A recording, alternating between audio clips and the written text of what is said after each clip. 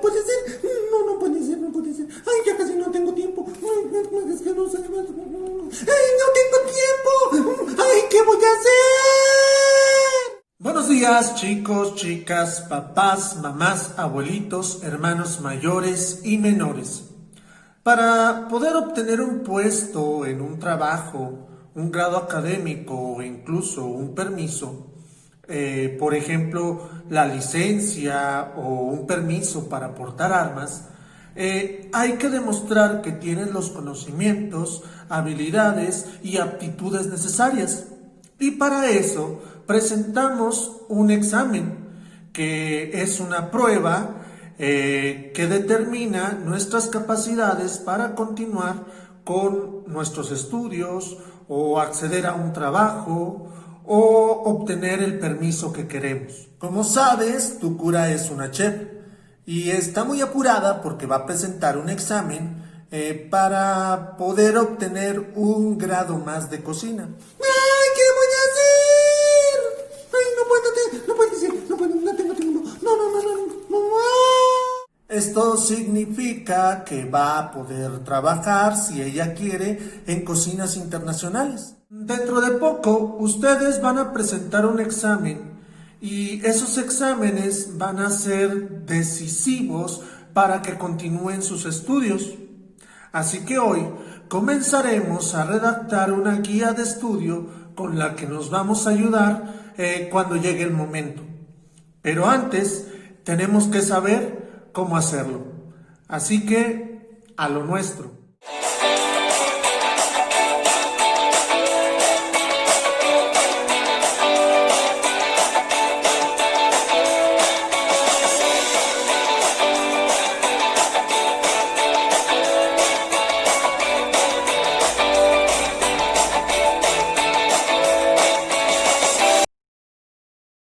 Lo primero que tenemos que recordar es que hay dos tipos de preguntas, las abiertas y las cerradas.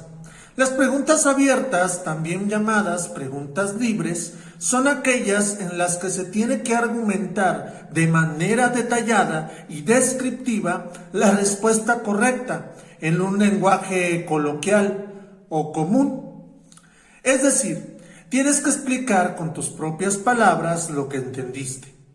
Las preguntas cerradas son aquellas que tienen una sola respuesta y en las que la respuesta ya está dada, solamente hay que encontrarla.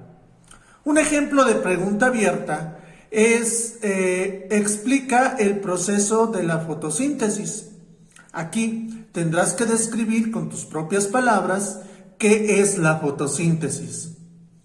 Las preguntas abiertas son la forma más difícil de examen porque te puedes confundir y no explicar bien o explicar otra cosa diferente a la que te están preguntando. Lo que no hacen ustedes esto, multiplican 4 por 3, muy bien, que no, cómo no, el litro entra. Entonces, ahí está el error. Ajá, es que usted no emplea el sistema infinitesimal. No lo empleo por esta razón, porque ese sistema, ¿verdad? Aparte de ser anticuado, es un sistema que agarra retroacción y entonces es mejor en ese caso, hombre, pues el sistema directo de una vez. ¿Por qué no? Nosotros no conocemos ese sistema. No, ni yo tampoco, pero el trabajo es empezar. Las preguntas abiertas también se dividen en preguntas mixtas, donde das una respuesta concreta, por ejemplo, un sí o un no, pero además tienes que decir por qué. Por ejemplo, ¿crees que el azúcar es mala? ¿Sí? ¿No? ¿Por qué?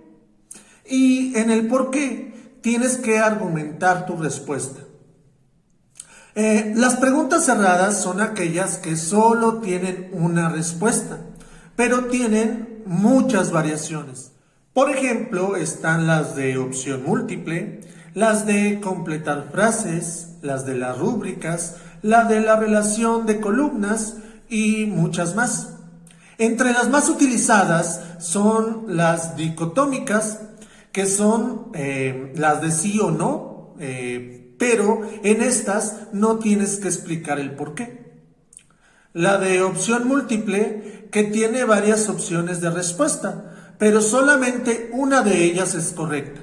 Por ejemplo, el nombre que también reciben los glóbulos blancos, variólicos, leucocitos o monoditos.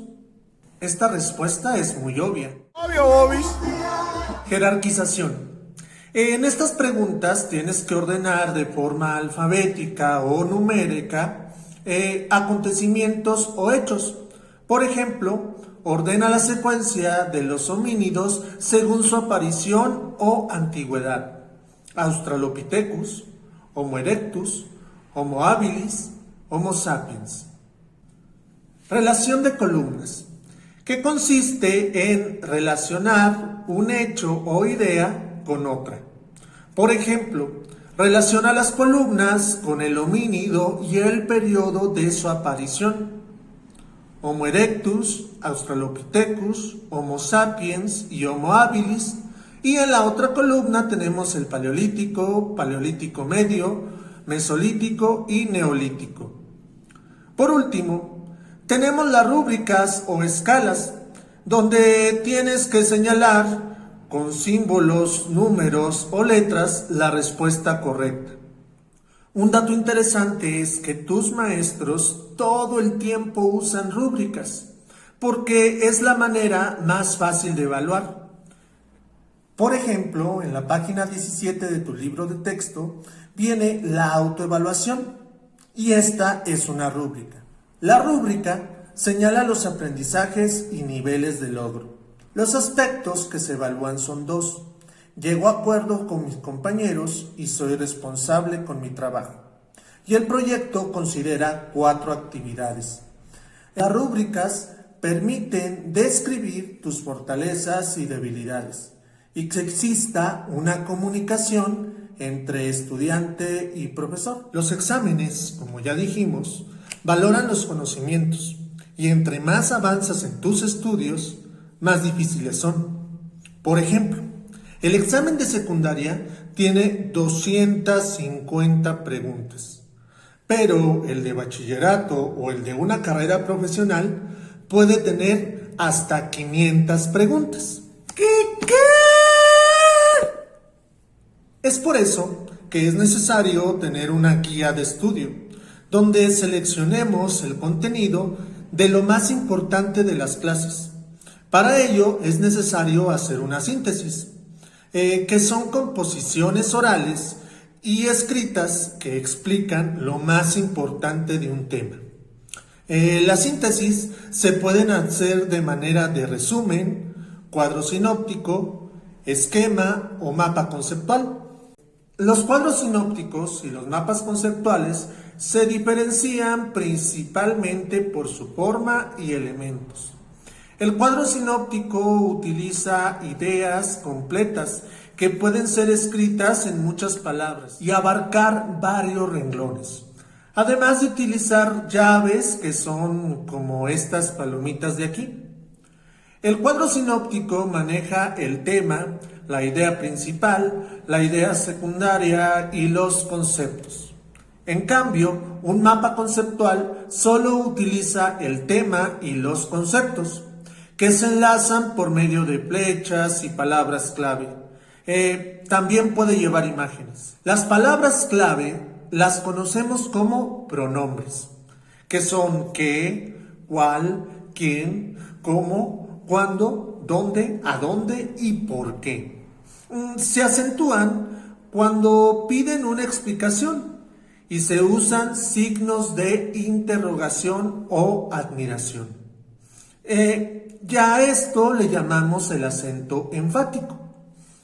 Por ejemplo, ¿quién le enseñó a tu cura a cocinar? ¿Qué?